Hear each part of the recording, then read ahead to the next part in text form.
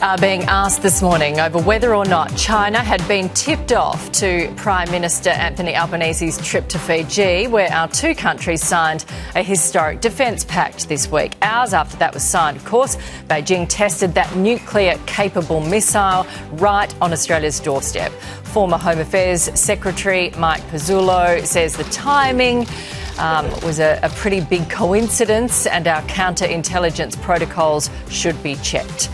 For their take, let's bring in Amanda Rishworth, Employment Minister, and James Patterson, Shadow Defence Minister. Good morning to both of you. Amanda, is the government concerned that our intelligence protocols could be compromised? Well, look, firstly, I would say, the timing for China for this testing is entirely questions for them. But we have put our concerns very clearly to Beijing and to really emphasise that this is type of action destabilises our region, and we are calling for both transparency and reassurance when it comes to China's actions and this sort of missile test in the Pacific.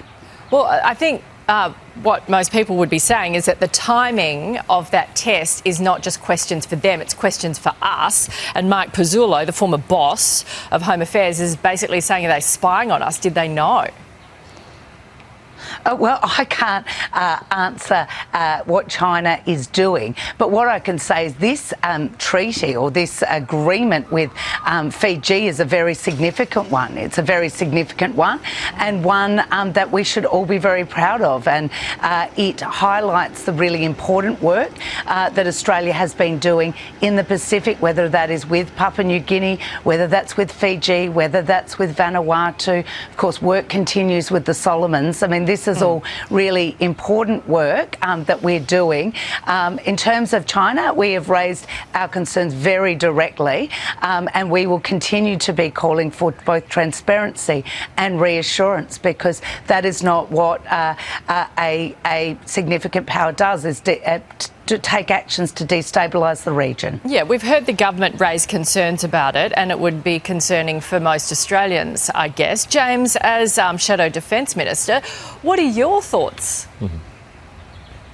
Well, China certainly is spying on us, and they have a rapacious appetite for intelligence about our relationship with the Pacific, because one of China's strategic objectives is to establish a military base in the Pacific, ideally a naval base, and one of the most important national security priorities of Australia is to stop them, and that's why the opposition provides our unqualified bipartisan support for the government's attempts to strengthen our relationships with the Pacific.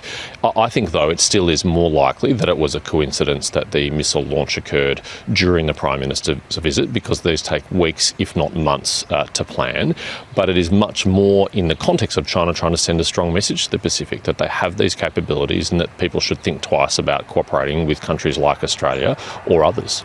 OK, but James, would they have sort of planned it months ahead and then seen that it was there and thought, OK, we'll do it today? Look, that's possible, but I think more likely they were always planning on doing it on this date for other reasons. I think their choice of location is very interesting, though. They fired it deep into the southwest Pacific, very capable missile that can carry a nuclear warhead. That is a very clear message that they are intending to send. They want to intimidate us, and it's critically important we demonstrate that we can't be intimidated. How alarmed should we be when we saw how far that could go? I'm very concerned about the lack of Australia's integrated air and missile defence. We don't have sufficient capabilities to intercept missiles like this if they were launched towards Australia. We are not investing fast enough or moving quick enough to have those capabilities. And so I think this is another reminder, like the war in Ukraine and the war in Iran, that we need to really step up and spend more on defence, including on capabilities to protect us from missiles and drones. Yeah, well, obviously we are spending more, but there's a discrepancy on what both of you think we should spend. Moving